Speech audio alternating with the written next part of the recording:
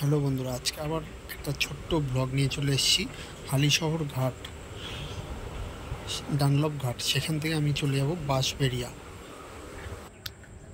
Launch আসছে।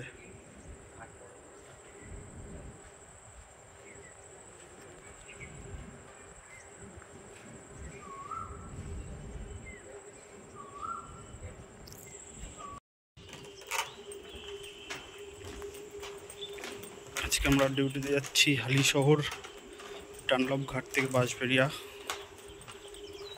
তো এই লঞ্চ ঘাটে আমরা মাত্র 3 জন, তাছাড়া আর কেউ নেই, পুরো ফাঁকা। মাথা পিছু 10 টাকা করে টিকিট। আর এখানকার টাইম টেবিল আমি যদি সম্ভব হয় ভিডিওর মধ্যেই আপনাদের জন্য দিয়ে দেবো। মাঝখানে একটা চর পড়ে গেছে, মাঝের চর বলে জায়গা। তো এই চরটায় পার হতে যে সময় লাগে